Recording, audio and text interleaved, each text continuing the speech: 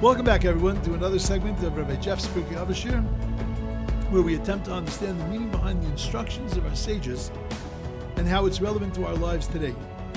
We do this, of course, using the thoughts of our teachers before us and try to make them applicable to our times. Feel free, please, to contact me with any comments or questions at rjfromlj@aol.com. Okay, we're holding in today's Mishna is chapter 1, Mishna 13. We had been discussing Mishna 12. We've given two Shiurim, one on Hillel himself and the perspective of Hillel in the world, then on Hillel's Mishna, which was Heavy Mi Talmidav Shel Aaron. Let me just put the Mishna up. Okay, so we have Hillel and Shammai that, so we said that Hillel says, Heavy Mi Talmidav Shel Aaron, that you should be from the students of Aaron. Oev Shalom v'Rodev Shalom, you have to love peace and pursue peace. The Oev Sabrios v'Makav the Torah, you have to love people and be Makav in the Torah and bring them closer to Torah. So we had a discussion about what real Shalom is, and we spoke about the idea that real Shalom is Shleimus, is really a sense of wholeness, which means a sense of being connected to the center, a sense of being connected to the same thing. That if we expect there to be any kind of Shalom, any kind of peace between people, peace is not cooperation.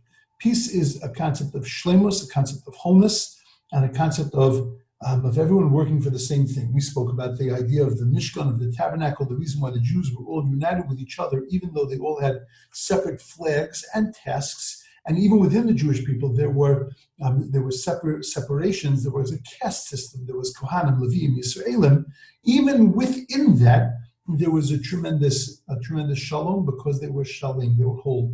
They were all working for the same center. We talk about the messianic vision. We talk about a messianic vision of where there's peace in the world, lions lying with lambs, and all of that kind of stuff.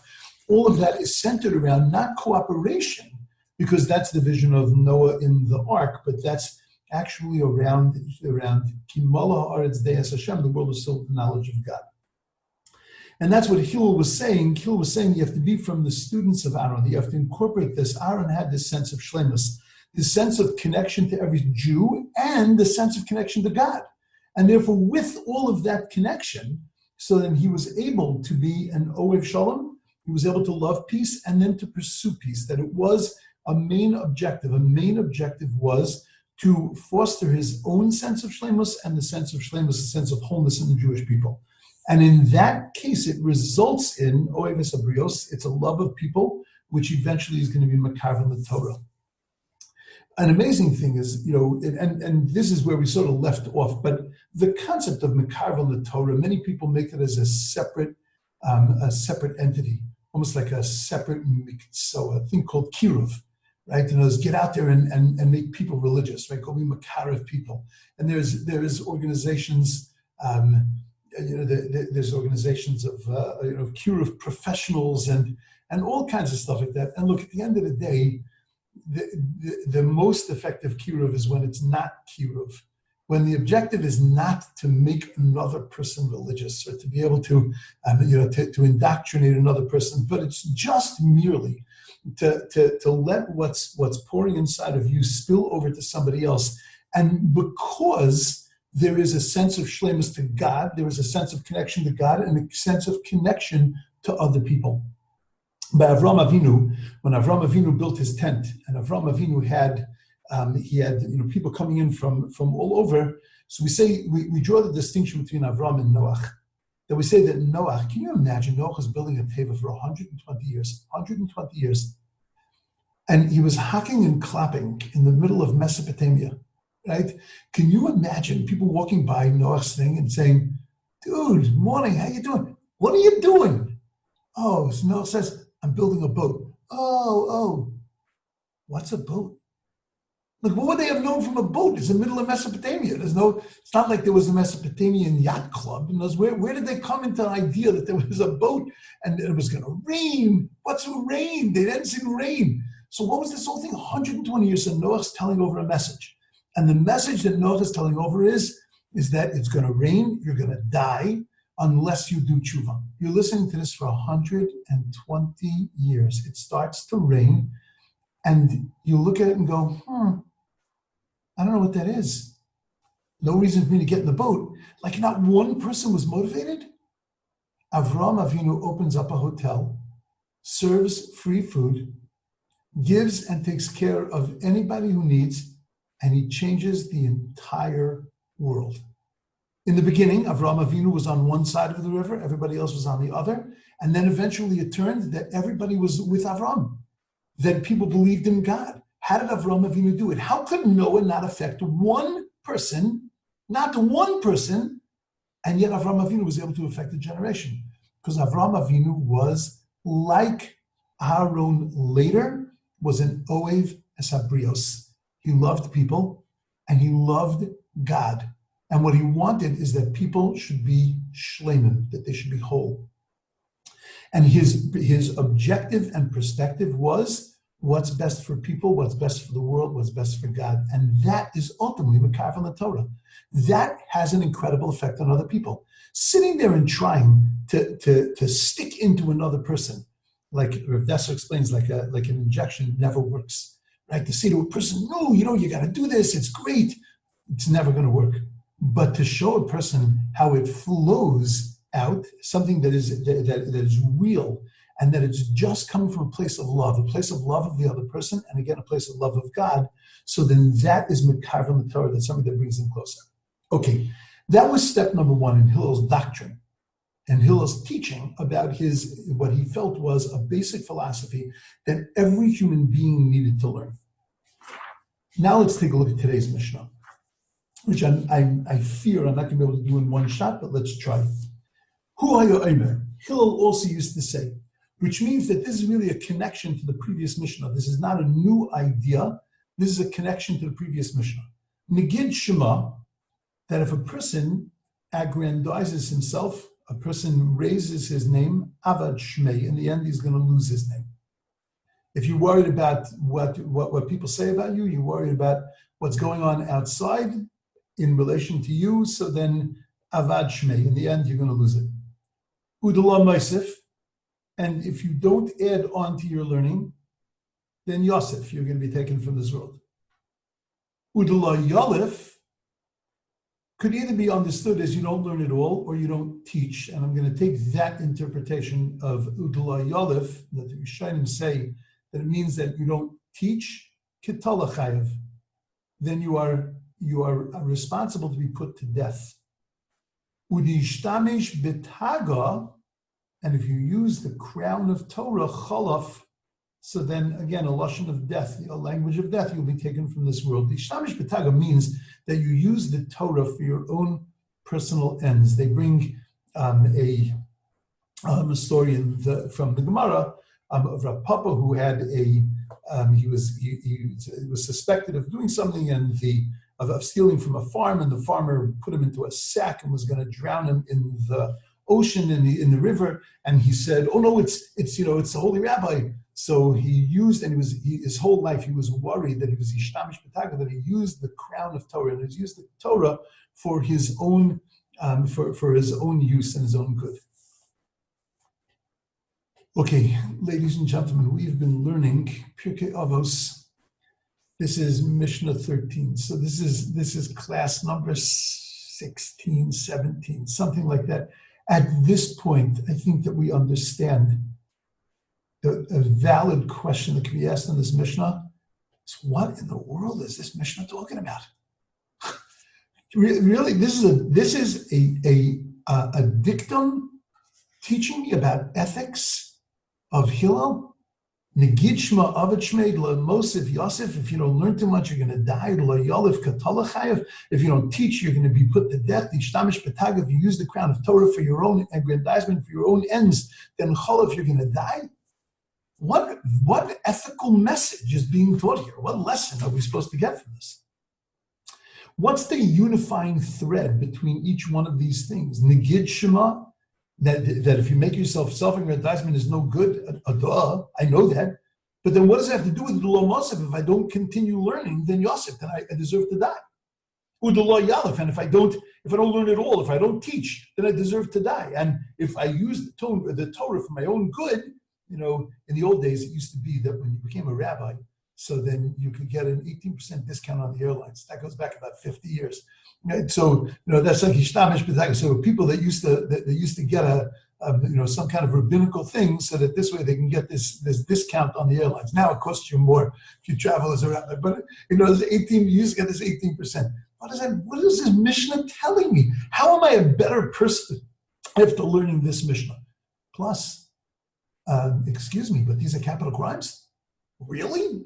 That self-aggrandizement is a capital crime? Self-aggrandizement is disgusting, but it's not a capital crime. If you don't continue your learning, if you're not growing throughout your lifetime, okay, you're whatever, but it's not a good thing, but it's not death. And if I don't teach, then I die? What's the Mishnah saying? Plus, I think a very, very big kasha in this Mishnah, a very big question. If you look at it carefully, Mishnah is in Aramaic. What's the language of Mishnayos? Hebrew. That's the language of all Mishnayos, is Hebrew. Look at this Mishnah. Negid Shema Avad Shemei. That's Aramaic. Udla Masiv Yosef, Udla Yalef Ketalachayev. That's all that is Aramaic. Why in the world is this Mishnah written in Aramaic, whereas all other Mishnayos are written in Hebrew? That I know for sure I'm not going to have, I believe I'm not going to have enough time to deal with that, but I will deal with that tomorrow. But that's a tremendous kasha on this Mishnah. It's actually a fundamental understanding of this whole Mishnah, you'll see. Okay, to understand this, what's going on in this Mishnah, what the Mishnah is really teaching me, I want to take a left turn. If you look at the Torah, when the Torah talks about Sukkos, so the first thing that the Torah presents in Sukkos is the Daled Minim, is the 4 species. It presents Lulav, Esrog, all of those laws. And then the Torah presents to us that B'Sukkos Teishu Shivas Yomim, that you have to sit in a sukkah for 7 days. Ki B'Sukkos Hashafti Es B'nei Yisrael, because in Sukkos I let the Jewish people, I made them dwell. So the mitzvah of Daled Minim, the mitzvah of the 4 species, is written before the mitzvah of the actual sitting in the sukkah. If you take a look in the tractate Sukkah, the first thing that's dealt with is Sukkah Shigava Me'asim Amos, Sukkah that's higher than 20 Amos. All the laws of Sukkah and the laws of Schach are dealt with first. And then after that, we deal with the Arba Minim, Perek Lulav Gazel from the 3rd Perek on, we deal with all the laws of the 4 species. So the commentaries ask, why is there a difference, the way the Torah presents it and the way it's presented in the oral Torah? In the written Torah, it's presented as first the laws of Daled Minim and then the laws of Sukkah, and yet in the oral Torah, it's presented first the laws of Sukkah, then the laws of Daled Minim. So the Aruch LaNer says an incredible principle. He says that in the Torah is presenting the laws of Sukkos from God's point of view. God's looking at the Jewish people, and he's saying to the Jewish people, take the Daled Minim, take the 4 species, so that you recognize, you can see me, you can see the bracha, the blessing in every direction of the world. You can see that things that require water, you utilize those at a time when water is critical and water is coming to the world. You use them in your prayers for water. God looks at it from the perspective of the Jewish people. For the Jewish people, the most important part was what we, the Jews, do for God. The way the Jews relate to Sukkot, and that's through the Daled Minim. But the way God relates to us in Sukkot. But when we deal with the laws, from our perspective, we focus on what God did for us. And what God did for us was, he took us out of Egypt, he put us inside of Sukkot, he protected us. And therefore, the Torah is what God wants from the Jews. The Torah Sheba'al Peh is the Jewish people's perspective of what God did for them. We have a similar question by Sukkah, by Pesach. By Pesach, the Torah calls it Chag HaMatzos, and we call it Pesach, and we refer to it as Pesach. God refers to it as Chag HaMatzos. Because God's looking at the matzah, which was what the Jewish people did on their way out of Egypt. And God is celebrating. Look at how amazing the Jews were that they left Egypt with these matzahs, with faith. They showed how much they believed in me, how much they believed in God. They were willing to go b'chipazon. They were willing to run out of Mitzrayim. But when we celebrate Pesach, we look at it in our perspective. We look at it that look at what God did for us. Look at how God protected us, how God loved us. He jumped over the houses and he didn't kill us in that night, the last night in Mitzrayim. We look at what God did for us. God looks at what the Jews do for God. There are two perspectives in every relationship. There's what I do for you and what you do for me. And we each have our own obligations. I have an obligation to give to you, to do for you. You have an obligation to give to me and to do for me. But our obligations are independent of each other. My obligation to be a mensch to another human being has nothing to do with whether that human being is a mensch back to me. My obligation to another human being is, do I have things that I am responsible and required to do for you? Despite whether you're living up to your end of the bargain, I have a responsibility. Real shalom comes from the realization of doing your obligation, of focusing on what your job is and what your obligation is to the other person, and eventually focusing just on what you need to do irrespective of what is returned back. But the truth is, if it's not being returned back, all I'm doing is I'm giving to you and I'm feeling nothing back, then very often the question that we ask is that why aren't you living up to your obligation? But that's the wrong question. The question is that I have to focus on how you're receiving what I'm giving, how you're perceiving what I'm doing. How good am I doing my job? If you're giving nothing back, then maybe there's a deficiency in the way I'm doing my job. And this is true in every relationship. It's true in a relationship between God and man. It's true in a relationship between husband and wife. It's true in a relationship between friends. The first thing that I have to worry about is, what's my responsibility here? What do I need to be doing? And if I'm getting nothing back in return, not why aren't you living up to your responsibility, but how am I doing my responsibility? Am I doing my end of it wrong that it's not returned back? Where's the deficiency in me? Now, sometimes you'll come to the realization that there is no deficiency in you. You've done your job perfectly, and that there is a deficiency truly in the other person. Okay, that's when relationships come to a grinding halt. But until that point, Shalom is based on what I need to be doing and what I need to be accomplishing in this world, and what I need to be doing for you, not what I'm getting back from you. So often we ask, we look at another person, therapists will tell you this, that very often a couple will come into them, and what a couple will say is that I give and give, and I get nothing back. I feel like I'm getting nothing back. But because we're focused on what we're receiving and not focused on what we're giving, we're focused on whether you're living up to your side of the bargain and not what I really need to be doing for another person. What Hillel is telling us is that if you want shalom, you want to be an Oev Shalom and a Rodev Shalom, as was mentioned in the previous Mishna.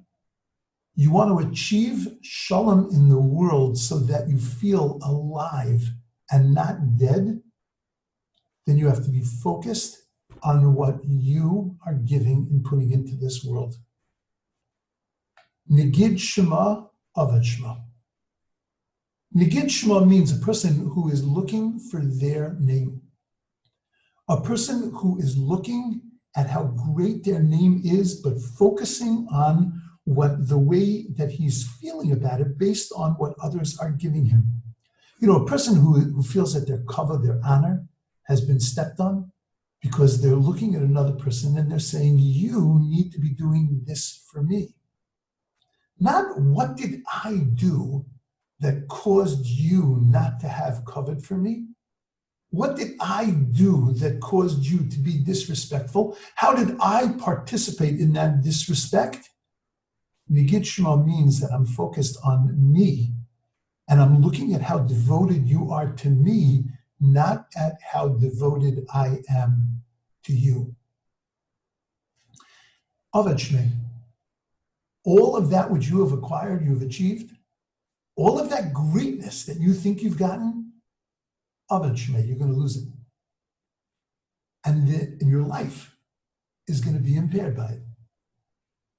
The second step, Udlo Mosif Yosef, if I'm not adding to my life, if I'm not increasing things in my life, I'm only, and this is true for Torah, this is true for every relationship, I'm willing to do what I have to do, but no more. I'm willing to go up to here. I'm not willing to do more, to stretch myself more. This is not a two-way street. I'm willing to do what I'm supposed to do, but I'm not willing to push myself any further. The lo mosif, I'm not willing to add anything more than Yosef. In the end, again, everything I've accomplished is going to be lost. Third step, Udelo Yolif, if I'm not willing to give back, I accept everything, but I get a lot, but I'm not willing to give anything back. So then, you might as well be dead.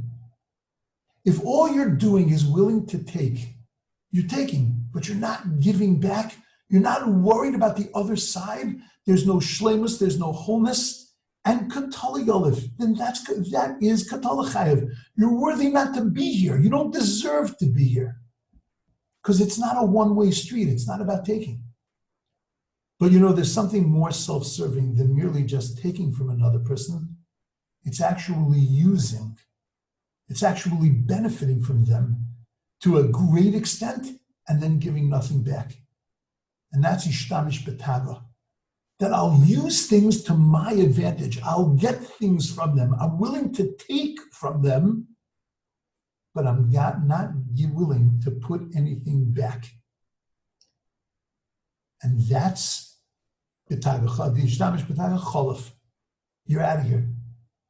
These are not capital crimes. These are not saying that a person's going to die. These are talking about life in this world. If you're looking for life in this world, you're looking for a life, a fulfilled life. You're looking for a life that brings happiness and joy. When you're just a taker, when you're just focused on yourself, when you're focused only on what you're receiving and not what you're giving, so then life is not worth living. And that's what Hillel wants us to understand. In the first Mishna of this series, Hillel tells us that you have to be in Oev Shalom v'Rogev Shalom. You have to love peace. You have to pursue peace, wholeness, shleimus, everything we talked about. But how do you do that? By asking yourself, what's my responsibility? By recognizing that you have a responsibility to a relationship, you have a responsibility to this world, you have a responsibility to other people, irrespective of what you get back from them. And when you're getting nothing back, then you have to be looking at yourself and asking, what didn't I do that didn't get this back? The simple thing, a person comes home and they bring a gift for their spouse, and it doesn't meet the excitement that they expected it to meet. We talked about that the other day in a different context. But, you bring flowers home on an Erev Shabbos. Thank you very much. So inside you're coughing and you're saying, what an ingrate. What a coffee tov. It's like back to the Garden of Eden. It's Chava back in the Garden of Eden. A coffee tov, just somebody who is completely not able to say thank you. How disgusting this is. But you didn't stop for a second. Wait a second. Did you think about them when you bought the flowers, or did you think about you when you bought the flowers? Did you buy the flowers so they would say thank you for the flowers? Or did you buy the flowers to bring a smile to their face? Because then you would have worried about the color, then you would have worried about the type, you would have worried about the way you handed it to them. The person who's a Oev Shalom v'Roidev Shalom asks themselves the question after it fails, asks themselves the question, where did I fail? Not where did the other person fail, and I could analyze them. I can give you an entire dissertation of what personality defect they have. I can write a book about them. Abnormal psychology. I can tell you all about their mishigas. But that's not the answer. That's not the shleimus. That's not the shalom. The shalom comes from, what did I do that's wrong? Now tomorrow I'm going to show you an amazing thing. That's the reason why this Mishnah is written in Aramaic. I'm going to teach you something about the Aramaic language, something I learned from Rabbi Zweig, an unbelievable idea, which has to do also answering the very famous question in the Haggadah. The first paragraph of the Haggadah of Magid is written in Aramaic.